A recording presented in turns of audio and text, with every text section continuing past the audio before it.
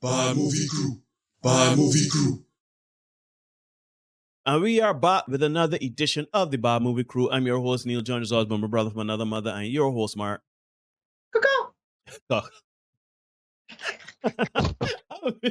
We are the Bad Movie Crew. We are back. We are trying to, make the content a bit more diverse. So we obviously are going to still do the reviews of various pieces of content, not only in film. Yes, it's the Bad Movie Crew, but Bad Media Crew just doesn't roll off the tongue as we would like. So we would still review TV shows and other parts of like video games and stuff like that as time comes, as we have time to do it. But we thought that discussion in film and where like film is going in certain elements, we can have that discussion, and over time we will have other people and but we're just trying a little something here. Do a little light here and there, you know what I mean? We've been gone for a minute. It's 10 months. It's been 10 months since we put up some content. So I've been reading the messages, seeing y'all saying we need to come back. People accosting me the streets, boss. I'm saying, are they? I went to this King's gathering and man was like, yeah, what about BFC? What's up with the Bad Movie Crew, man? That's it. It was me. So we here. We trying, as Neil said, trying a different format. We see how it goes. As always, we love feedback. We always wonder if we talking shit. I mean, we talk shit. If we know we talk shit. But are we talking shit naturally? Are we talking shit about this topic? Right. So what are we doing today, brother? Right. So today I thought it would have been nice that we could talk a bit about action movies. Mm-hmm. So in a previous episode, we would have talked about the decline in superhero movies. And then, of course, we would have seen an uptick in these action movies. Mm-hmm. And specifically with them going, everything is a cycle. It is. And it's like we're going back to... It's a cycle. Right? We know Yeah. We in it. So, like, we I don't know if you noticed, and I'm sure you did, but you notice a trend where action movies are kind of going back to that 80s style, minimal plot, maximum action, no lost setup. Tried and true. Right? Tried and true. Right. So it's interesting how superhero movies, they're declining after about 15 years, being prevalent every year, releasing at least 1 or 2 movies. Whereas we've seen recently, and when I say recently, within kind of like that same time period, we've seen an influx of action movies where they're improving. So, like, we know Mission Impossible will always be there and thereabouts. Tom Cruise is a madman. We had movies like Jack Reacher, even though Jack Reacher was panned, it still was, decent action. We had the Equalizer with Denzel Washington. They had the series Jack Reacher. They had the one, the series Jack Reacher was good. And then we had John Wick, obviously, So we're having a lot of Nobody, right? We're having these movies where, it's straightforward. The man just about his business, won't be left in peace. And up comes some bad guy trying to do bad things. And it's like, all right, well, I can just kill everything, right? And it works. People. And it works, Mark. It works. So can you tell? And true. So let's start this discussion. Oh, spoiler alert. I don't know how deep into this thing we can go, but we don't want to be spoiling anything for you if you've never watched any of these movies. So spoiler alert, spoiler warning. Right. Anyhow, so we've had these movies, right? Yeah. And we've obviously, you and I, we grew up in the 80s where we would have had these similar types of movies like Commando and Predator and, going all down Rambo and correct. Going all down the line with these movies where, shoot, earlier today there was a Steven Seagal Above the Law on TV, right? So it's like actually I had to get it going on in the background. Exactly, right? So it's like minimal setup. No, you know how I let me Die Hard. We know. A hero / anti-hero. The man is generally a good guy, but he just don't care. He's apathetic, or he's just trying to be left alone. Correct. Right? Very little is known about him. Some bad guys want to push some buttons, or he realized some bad guys want to push some buttons, and the man said, well, nah. Push a button, touch a button. Touch a button, and everything tests dead. They're larger than life. They seem in control and in command almost exclusively, and there they go. So let me ask you, why are action movies of that ilk making such a comeback? Off the top of my head, I would say the market for it kind of resurfaced. didn't really go away because when we came to, we were talking about the 80s, but coming into the 90s, the action stars started to look a little different. You had in the 80s, you had Schwarzenegger, you had Sylvester, The same Steven Seagal to the yeah, extent. to extent Carl Weathers. You had those big, muscular, every man's man. Coming into the 90s, we went to I want to say a more everyday kind of guy. Wesley Snipes wasn't the biggest. True.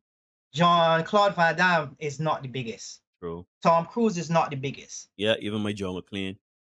Yeah, he's not yeah. the biggest. So you went from a, and I'm not saying that the people are dumb, but you went from that kind of dumb, all right, basic straight line. Okay, Brawn. Braun. Yeah, you had the Braun. You fuck with me, or I can kill you. I can fuck up everything. 1,000,000 bullets, nobody don't reload. 6 grenades pelted, nobody ain't dead. You know them sort of things. Then you went into more like the cerebral type of villain. So you needed a cerebral type of star. So the movie, and then it kind of appealed to the more everyday man. Because we know if we gonna watch Schwarzenegger, that nigga that nigga eating iron plates for breakfast at 2. It's true. So unless hold on. Well, unless he was doing it, go ahead. unless you were doing it, you are not necessarily getting to that size. But you can get to size. You can be Tom Cruise. I mean, not necessarily Tom Cruise. I get what you're saying. The average man is about 5'6", 5'7", 5'8". It's almost. It's he's almost not like necessarily ripped. He's maybe fit, but yeah, it's almost like the same thing as what Steph Curry has done in basketball. Because Steph is 6'4". I think he bordering on 2 because he put on some weight. But in the States, he is technically the average kind of man. In the NBA terms, he would be the average man. In NBA terms, he's the average man. And he does something that anybody can do. Like, you can't teach 7 foot. You can't teach natural physical ability. But you could teach movement. But you can teach movement and off ball. And you can teach shooting. Mm-hmm. Like, we've all played ball. You can teach shooting. You may not be that good, but you can teach shooting. Right. So we went into that more kind of sophisticated, cerebral aspect of movies. Mm-hmm. But no, we still kind of have it because even with John Wick, across all 4, although the plot was established in part 1. Paper thin. I love it. It's paper thin. Paper thin. But there still had to be some logic that flow through all 4 movies. Part 2, the man was like, all right, well, yeah, I got a marker. You got to fulfill your marker. And he didn't just go in blasting to kill the lady. He had to sit down and plot out. So that's what they're doing. Now, again, we coming back to paper thin logic, even with nobody. And paper thin. Sifu. Sifu is straightforward, but it still is almost that sheer brawn determination. Like, and then a little bit with a little bit of like I get what you're saying. Like, it's not all brawn because Sifu is an older gentleman, older gentleman, but they have the skills to do certain things. They're not necessarily the strongest, the fastest, etc., but they have the expertise. Youth versus experience is what I say. Mm-hmm. So because even going back to Taken now, we talking about action movies. We going back to Taken now. At the end of the day, man's a family man, father man, whatever. That's granted. Liam Neeson is 6'4", but at the end of the day, there's nothing. Shoot, this man was known for rom-coms in the 90s, right? This man, he wasn't looking imposing or whatever, even though we know he was Qui-Gon Jinn, he's a badass, whatever. But at the end of the day, when you look at Liam Neeson, you are not saying, oh, he looked like a man that you could pass on the street anywhere in Europe or whatever, right? Correct. But these men have the expertise. But let us also talk a bit about, because I agree with you 1,000%, right? In terms of the superhero, the action genre star has looked very different from back when we were coming up as kids. You got John Wick, Keanu Reeves was 6'2". It's Keanu Reeves. I mean, Keanu Reeves. Passing normal. right? And I'm, I mean, you know, not in well, Barbados. yeah, yeah, Anybody 6'2" would stand out, but right, yeah, yeah, yeah, yeah.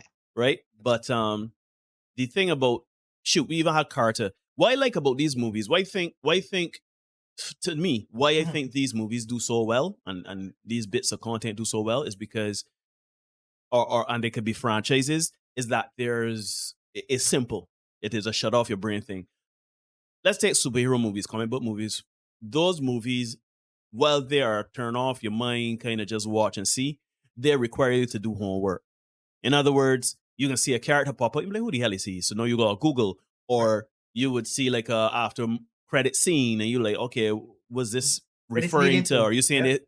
this Easter egg here or there? Right? This like they're making certain things prominent, and then of course when you throw in like so many characters and so many plot lines and so many this and that with so many different movies and franchises feeding into one thing, you know, after 2-3 movies, this is who's he again? You know what I mean? Because they're making a big importance. When you have these action movies nowadays, it is as simple as I used to be a badass.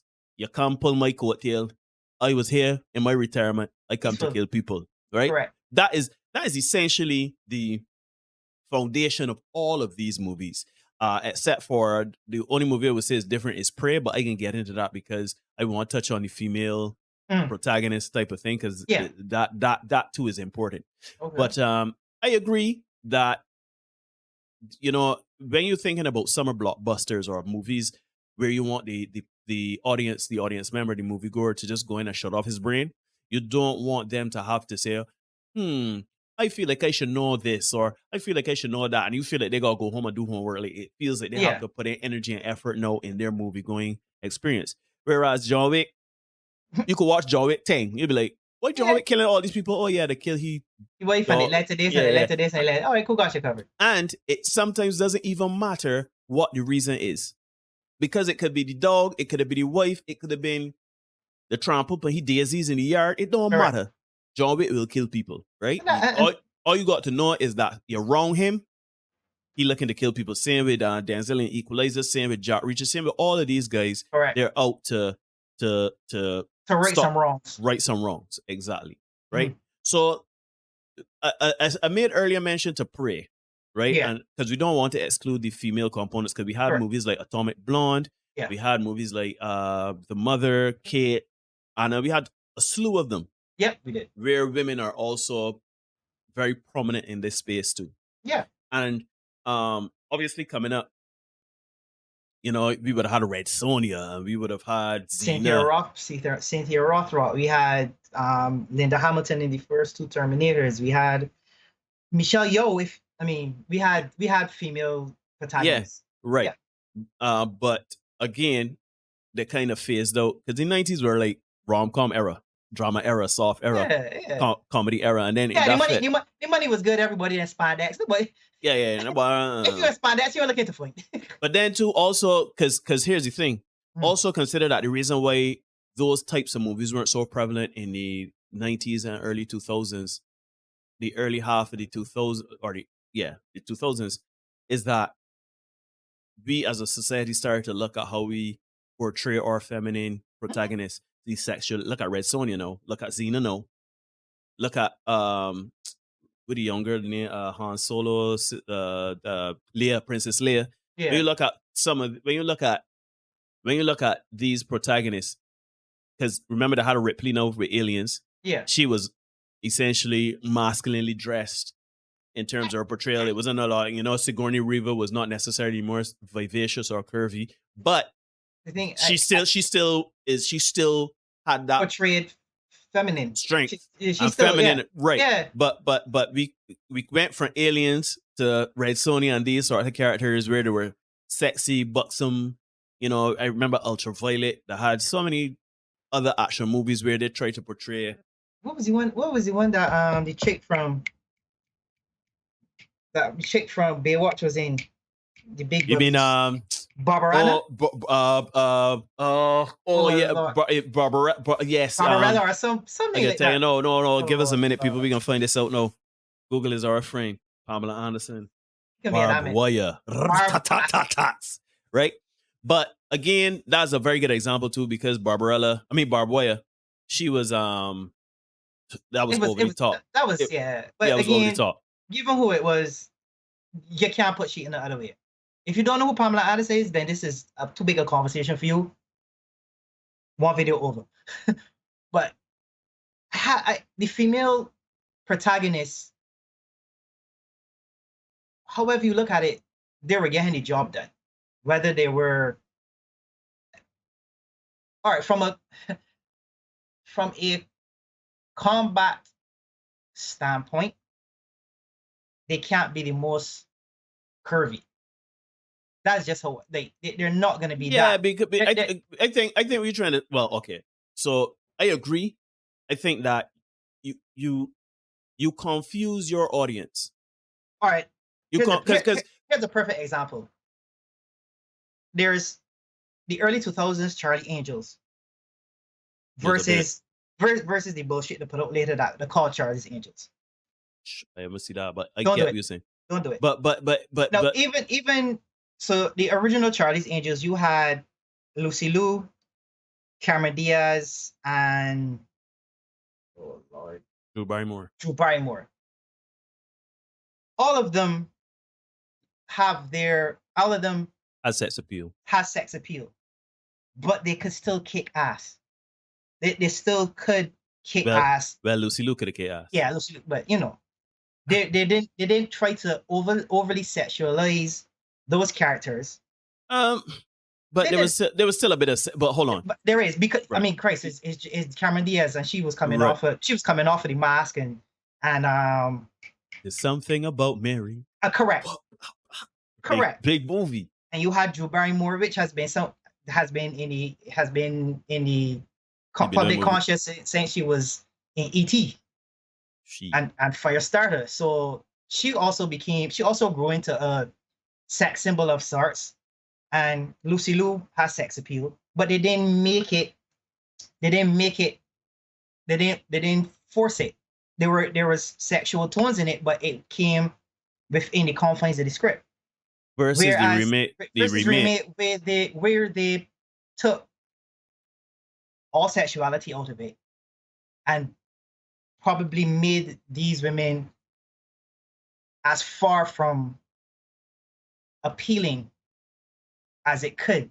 But you see, but here's the thing. I think that in the case of Charlie's Angels, right, you had an existing property. You know, Charlie's Angels is based on a television show from way back in the day. Right. They did the remake in the early 2000s with Lucy Liu, Drew Barrymore, and Cameron Diaz. Yes. And you know, obviously, the one from the 60s, the TV show, obviously that was a different time, That's a different sexuality, time. etc. Right? And in the 2000s, they kind of straddling the fence and having them be sexual, but also be very efficient and action packed. Yeah. Right. But I think the problem with Charlie's Angels, it was founded on a premise of sexuality and sexual objectification. Mm-hmm. So when you remove that now, people that, let's say, know the product, or like if you're going to watch a Charlie's Angels, you chances are know about Charlie's Angels, right? Right. And it kind of is a confusing thing to me. I think what I love about this time in action movie, I don't even mind if they took, like, if you took the sexuality out of it, I have no problem with that, because at some point, I think trying to include a love plot or whatever kind of fucks the movie up. Yeah. I'm not I for agree with it. that. I'm not. If it makes sense in the context of the movie, sure. If you want to take Charlie's Angels from the 60s and bring it into more modern, and you want to take the sexualization out of it, all right, fine. But at the end of the day, there are still women, and there's still confines. There's still basic fundamentals that have to be adhered to. Like Charlie's Angels in 2000s, that was comedic. So seeing Drew Barrymore beat, there was always a level of comedy to Charlie's Angels, like even from back in the day. Seeing Drew Barrymore tied to a chair, break the chair, beat a couple men while still being restrained, and she's jumping, like literally looking like she's jumping off of a trampoline. Okay, that's set in the confines of your world. But when you're trying to tell me that Kristen Stewart who is probably 110 pounds in full fatigue gear, soaking wet, combat boots, is beating 6'4", 6'8" to 50 guys. I have a problem. If you want to set up this role and tell me that this is possible, keep it 100. Mhm. Keep, as I would have said in an earlier video, keep the woke shit out of your movies. Yeah, I think, and that's a good seg. Well, let me end off this topic and then head into that, because that was a good segue. We can stick a pin in that. But yes, the female protagonist is not sexualized. She is pretty. She is pretty. There is some sex appeal. Like, for example, Prey, right? Mhm. That the woman that played the protagonist in Prey, Mhm. she is an attractive woman. She was an attractive woman, even though she was covered all like with paint and Yeah. it's that kind of period Correct. piece kind of time, and she is a tribal person, so Yep. like the grass and whatever wear or whatever. But Mhm. there was a level of to me, sex appeal now is not about how curvy you are. It's how you can remain feminine but still kick ass. Which That makes sense? Because like there were in Atomic Blonde. yes, exactly. In So Atomic Blonde. right. So you see how you have in Prey, she I mean, the woman that won't beat the predator, she ended up beating the predator, right? But there were still elements where she was caring for her brother, and she was caring for the village, and she was still very feminine in her duties. But her purpose was not to prove that she was better than her male counterparts. Her purpose was to show that she's just as capable, but she was still doing it with bigger goals in mind. Right, and she still had a level of femininity there. And I think the problem, so like when you have Atomic Blonde, there were some other movies like Hannah, those kinds of movies. These women because it's espionage, spy, that sort of stuff, there was an element of being sexualized and that sort of stuff, but that was for a purpose, because Correct. they knew that their targets are men are easily fooled and dissuaded by, seduced by the sexuality of a woman. Obviously, they still handled their business. Like, I know there was this one scene in Anna where she had to complete a mission. She was given a gun by her superior, and she had to go in this bar in 3 minutes and get a target, get whatever. Mhm. But when she went in, the gun had no bullets. She still got the mission done, and she got back in the car, and she was like, I didn't have any bullets. Well, you gave me a gun with no bullets. She said, well, that's your fault, because you should have feel that the gun, this was a training thing, Yeah. right?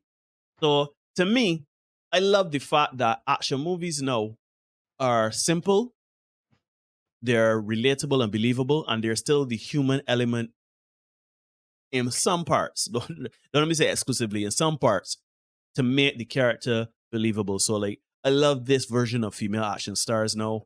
I love the current action. And this goes now back into, let me stick out the pen now, out of the wokeism, right? Because this now comes back to, there is no agenda in these movies. There is no, everybody could get it. It ain't nothing to do with black or white, man, woman, whatever. If you stand in front of these men and their objective, you will be dealt with.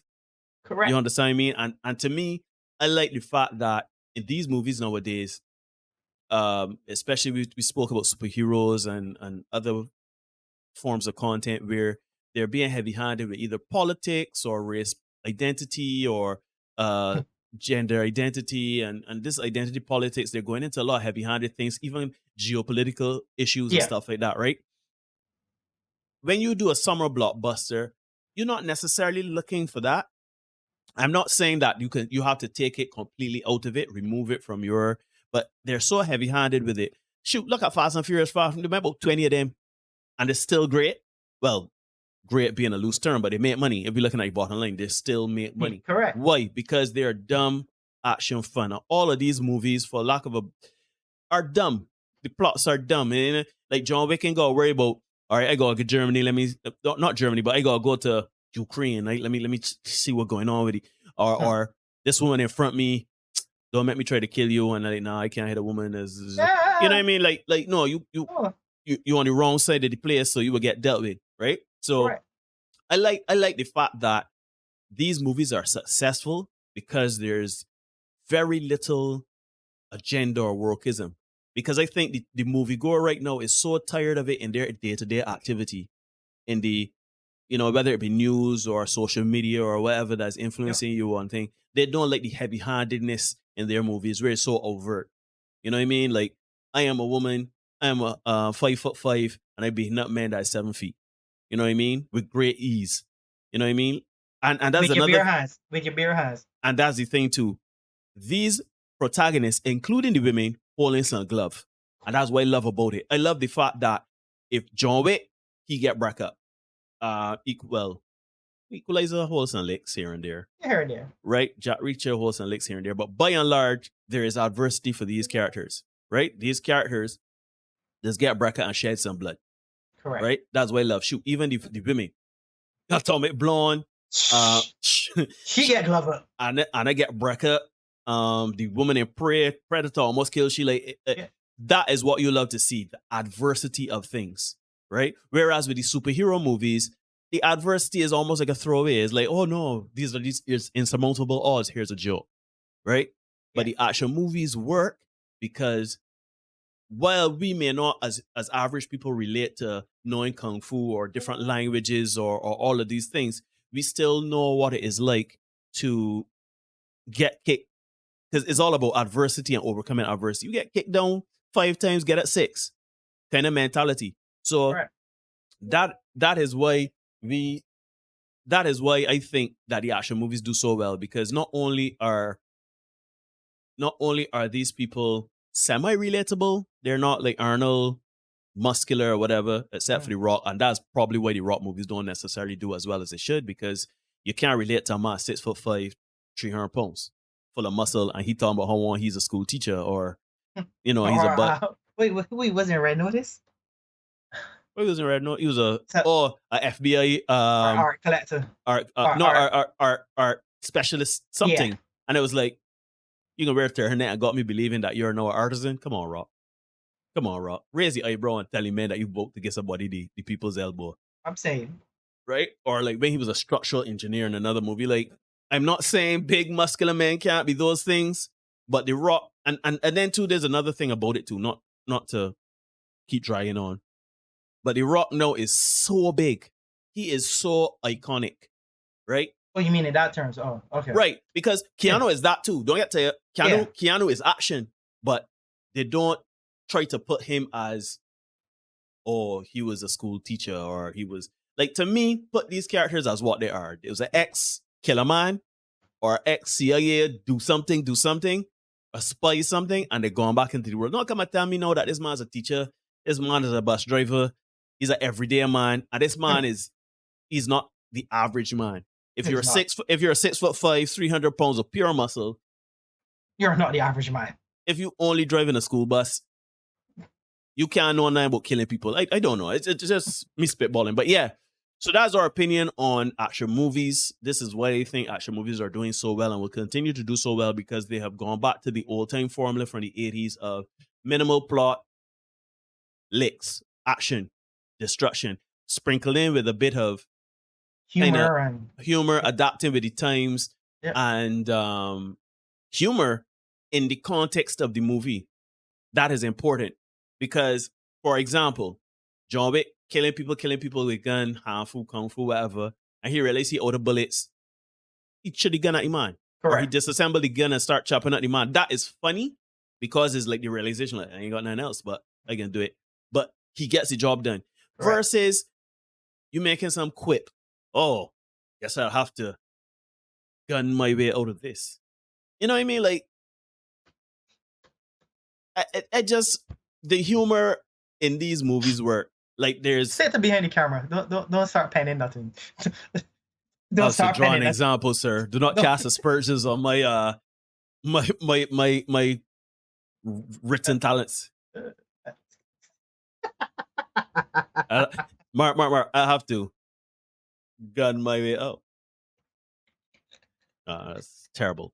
But yeah, so that is our take on action movies. I think that Oh, action movies right. will continue to do well once they stick to the old time formulas with the adaptation of modern times, particularly with the women. And we love to see it. I think almost all, even Salt to a point. I don't like Salt to a point. Colombiana to a point. Like those problems in those movies were pacing and little loopholes in the movies or whatever, but that had nothing to do with the core concept. That could have been great. You know what I'm saying? Correct. So yeah, I think action movies are in a very good place. I think if they continue with this thing, they will continue they're making another Equalizer movie.